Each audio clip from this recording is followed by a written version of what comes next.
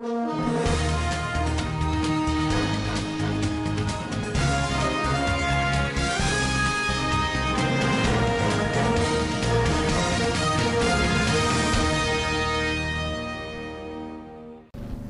State Police reject 250,000 naira bribe, arrest suspected car snatcher. President Muhammadu Buhari says modular refineries will make petroleum products available nationwide. Family demands 500 million naira from Bajapi Amila over the newspaper vendor's death. On business, National Bureau of Statistics says food price has increased in October. And on the international scene, the U.S. mission says Nigeria not included in visa-bound pilot program. Welcome to Svtv News. I am Musa Joy Unyoza. Men of the Zamfara State Police Command have arrested a suspected notorious car snatcher after refusing to collect 250,000 naira bribe from him.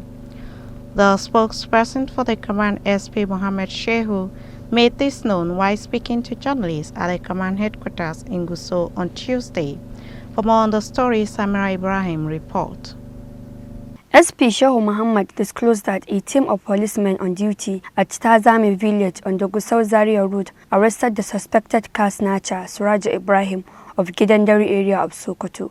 According to him, the suspect was arrested with an ash Toyota Matrix with number plate ABC 585AP. The suspect could not provide useful information to the police on duty, and he tried to give them the sum of 250,000 naira so as to escape arrest, which further made the police to suspect him. During investigation, the suspect informed the police that a member of his syndicate, one Abdullahi, who lives in Abuja, was the one who stole the car on November 15, 2020, stressing that he was at large. Samira Ibrahim reporting for SVTV News. Report said gunmen have killed 3 persons in separate attacks in Kaduna State.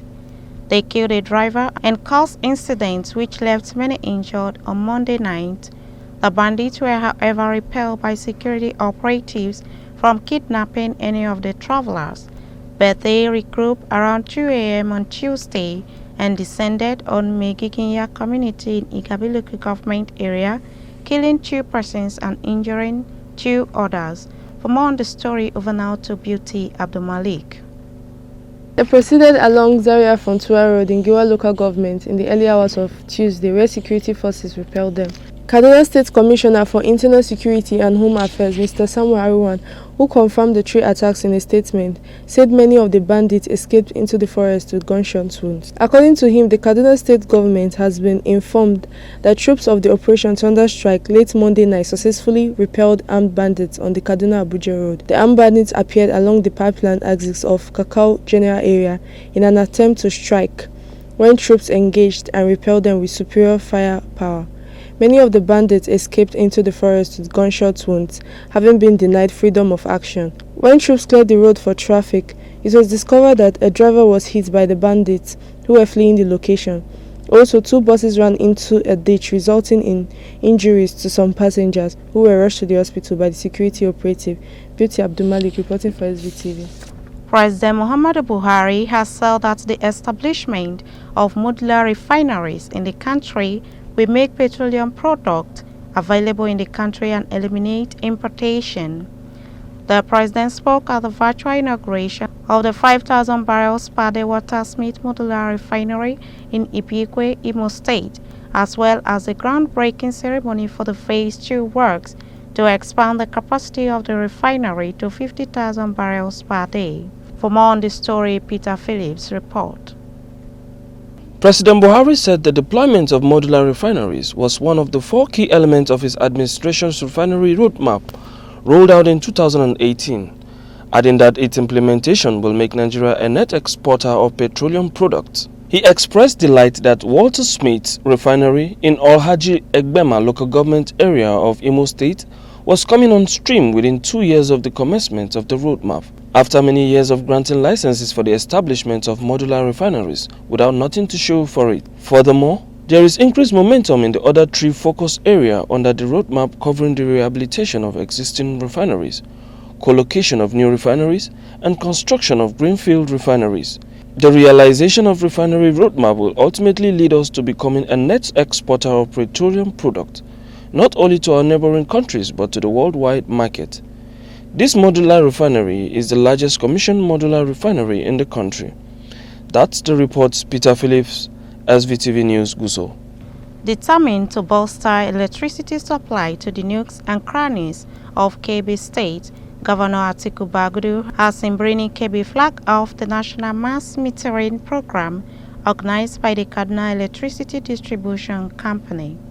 Speaking at the airport-making event, Senator Abubakar Bagudu said that the laudable initiative cannot come at a better time than now, when the people of the state and other Nigerians were in their need of more stable power supply. For more on the story of Nauta, correspondent Samira Ibrahim. The Kebbi State Governor congratulated President Muhammadu Buhari for the feat, describing the mass metering initiative as very important.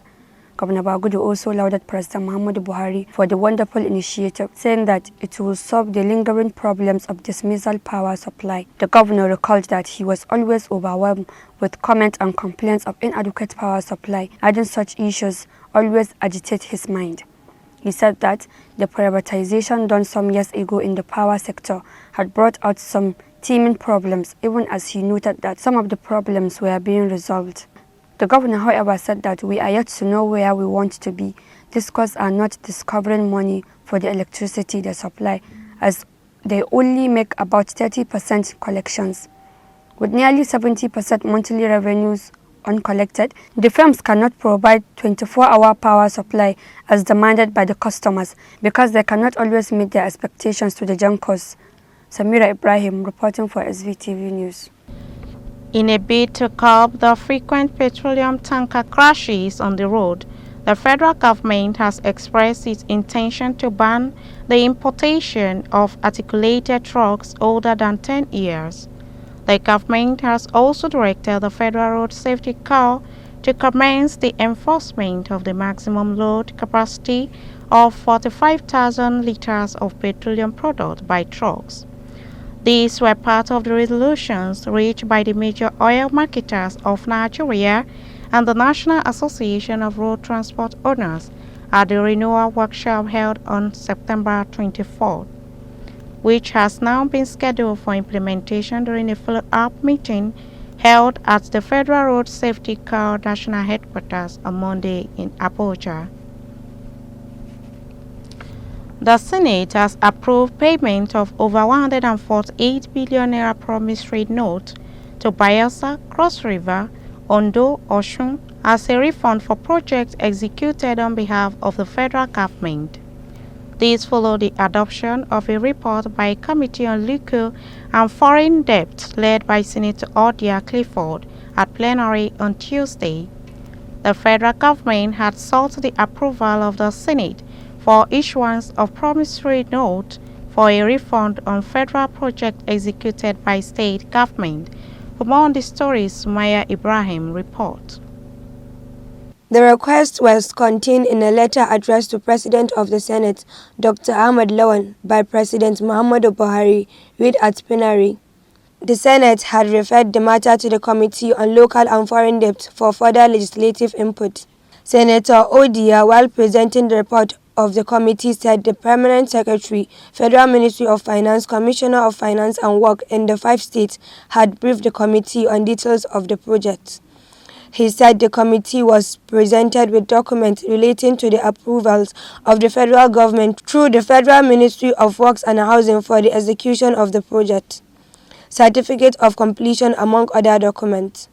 The senator therefore moved that the Senate approve the committee's recommendation by approving the issuance of over 148 billion total promissory note to the state government. Contributing President of the Senate, Ahmed Lawan, said the record showed that PDP states had the highest refund. Sumaya Dosa reporting for SBTV News. Nation News Lead reports that the family of Ifeanyi Okereke, a vendor who died after being shot by a security aide to the Speaker of the House of Representatives, Femi Bajabiamila, has written a letter to the Speaker demanding 500 million naira.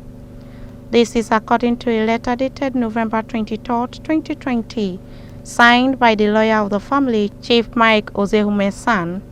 Mr. Ozehume was given the mandate to write the letter by the father of the deceased, Okori Okereke, and the younger brother to the deceased, Destin Okereke. For more on the story, over now to Hawa Muhammad. The Department of State Services had last week arrested the operative, Abdullahi Hassan, who shot Okereke, while Mr. Bajamila has also visited the family of the deceased and promised to ensure that they do not suffer. However, the family demanded more, adding that nothing could bring the dead vendor back to life. The dead lawyer said his clients are demanding the immediate prosecution of the speaker's security aide, Abdullahi Hassan, who acted outside the purview of his duty and responsibility and shot to death an innocent, harmless and armless citizen. The two adequately compensates the Okereke family with a modest sum of 500 million naira only. The monetary demand can never adequately replace or take the place of their son, husband, brother and breadwinner's life, and asked the speaker to ensure that the safety of vendors is guaranteed, as they had become afraid to return to the streets since the tragic incident. Hawa Muhammad reporting for Svtv News. The Speaker of the House of Representatives, Femi Gbajabiamila, on Tuesday decried that no fewer than 40 standing committees had yet to present their report to the House Committee on Appropriations following their engagement with ministries, departments and agencies of the federal government. The National Assembly had on October 22 adjourned sitting for standing committees to hold budget defense sessions with MDAs on proposed 2021 budget. The subcommittees were to start submitting their report on Wednesday last week. For more on the story, over now to Beauty Abdulmalik. On Tuesday, the Speaker said they will be extending it to Thursday, which is another 2-day extension. He advised the committees to take advantage of the period of grace that has been provided to submit and defend their project proposal unfailingly. Speaker Gbajabiamila later told the chairman, House Committee on Rules and Business, Abubakar Fulata, that there would not be sitting on Thursday to allow compilation of the reports. The National Assembly has scheduled laying of the reports by its committees on appropriations for December 3rd. Meanwhile, Speaker Gbajabiamila on Tuesday told MDAs that he had the powers to scrutinize their budget and expenditures, especially while working on the 2021 appropriation bill. Gbajabiamila, in his opening address at the plenary, said they have observed during the recent budget defense process that there are still some ministries, departments and agencies that consider the exercise of the legislative authority to review their project proposal as an undue incursion on the management of their offices. Beauty Abdulmali reporting for SBTV. The federal government on Tuesday announced that 101,567 beneficiaries have been paid a total of 3.18 billion naira under its COVID-19 Survivor Fund.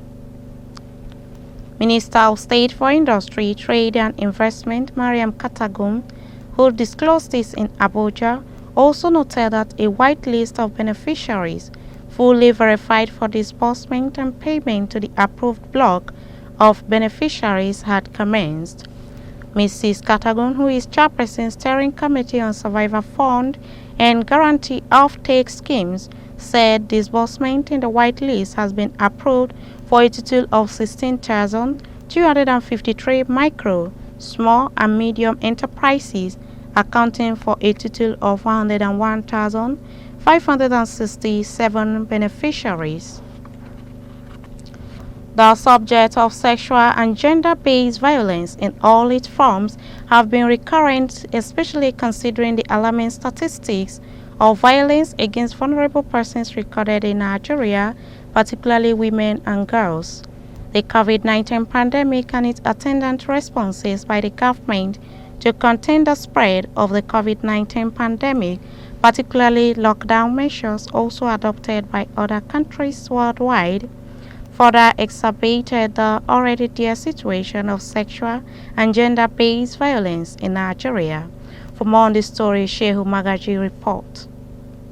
Nigeria has long been facing a gender-based violence crisis, with 30% of women and girls aged 15 to 49 having experienced sexual abuse. The International Day of Eliminating Violence Against Women represents a unique opportunity to highlight actions taken by the government to address the issue. To contain these developments, governments at federal and state levels have established a national tool for gender-based violence data management. The Ministry of Women Affairs, in collaboration with United Nations Development Programme (UNFD), under the joint EU and the UN Spotlight Initiative and other critical stakeholders, developed the National Tool for Gender-Based Violence Data Management in Nigeria. The tool is expected to serve as a consolidated database to record and assess the occurrence of gender-based violence during the COVID-19 period and beyond, and also to document all forms of violence against women and girls in Nigeria using a single harmonized data collection tool. Over time, the tool will undergo revisions to accommodate wider reporting indices beyond the COVID-19 period. Shehu Magaji reporting for SBTV News. Still to come your way is the business and the international news, but before then, a quick commercial break. Stay tuned.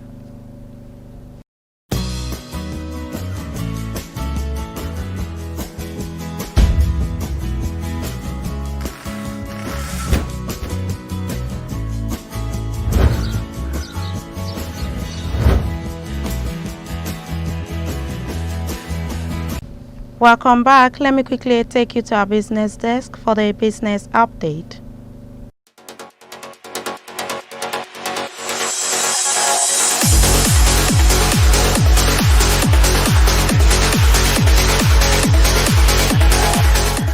Welcome to Business Desk. The National Bureau of Statistics on Tuesday said the prices of some major selected food items increased in October 2020. In its just released report on Food Price Watch for October 2020, the Bureau revealed that the prices of poultry products such as egg, as well as other commodities, increased during the month under review. It said selected Food Price Watch data for October 2020 reflected that the average price of 1 dozen of agric eggs medium size increased year-on-year by 5.48%. and month-on-month by 1.47% to 484.81 naira in October 2020 from 480.76 naira in September 2020. The average price of a piece of agric egg medium size price of 1 increased year-on-year by 7.92% and month-on-month by 1.92% to 47.72 naira in October 2020 from 42.90 naira in September 2020. The Bureau said the average price of 1 kg of tomato increased year-on-year by 31.81% and month-on-month by 7.22% to 307.63 naira in October 2020 from 286.92 naira in September 2020. It further stated that the average price of 1 kg of rice imported high-quality sold loose increased year-on-year by 38.62% and month-on-month by 2.75% to 530.32 naira in October 2020 from 516.13 naira in September 2020. Similarly, the MBS stated that the average price of 1 kg of yam tuber increased year-on-year by 35.11%. The price, however, decreased month-on-month by minus 1.12% to 242.87 naira in October 2020 from 242.62 naira in September 2020. And that's all on the Standard Voice Business Desk. I'm Samira Ibrahim. Thanks for watching. And on the international scene, the United States mission in Nigeria says Nigeria is not included in the visa bond pilot program, which was issued by the outgoing President Donald Trump's administration on Monday. In a statement, the U.S. mission said that the limited 6-month visa bond pilot program beginning December 24, 2020, affected 15 African countries, excluding Nigeria. The 15 African countries affected are Angola, Liberia, Libya, Burkina Faso, Congo, Eritrea, Mauritania, Gambia, Sudan, Chad, Guinea-Bissau, Sao Tome and Principe, and Cape Verde. The visa bond program will require applicants for tourist and business visas from some African countries to pay up to $15,000 bond, country dependent, in addition to visa fees. The U.S. mission said that the new rule was put in place to address the high rate of non-immigrant overstay following visa expiration and completion of papers in the U.S. The State Department is considering additional steps to address overstays, including piloting a limited visa bonds program to test the operational feasibility of posting, processing, and discharging visa bonds as means to ensure the timely departure from the United States of certain travelers. Still on the international scene, President Muhammadu Buhari has pledged that Nigeria will always be there for the Republic of Chad, as we are not only neighbors but brothers. The president spoke at the State House, Abuja, on Tuesday while receiving a special envoy from President Idris Deby Itno of Chad, adding that Nigeria appreciates the support that she was getting in tackling insecurity from the neighboring country. The instability in Libya after 42 years of Muammar Gaddafi affects all the countries in the Sahel region. President Muhammadu Buhari stressed that Nigeria was grateful to Chad for the diverse kinds of support given to combat the Boko Haram insurgency, assuring that Nigeria will always back up Chad in its local and international aspirations.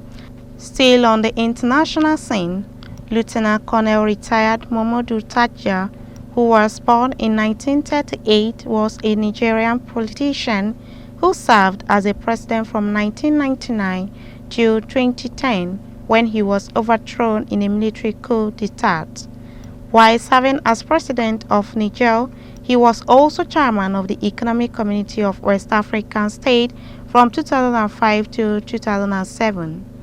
That has been the news from Standard Voice Television. To end the news, a quick look at the major headlines.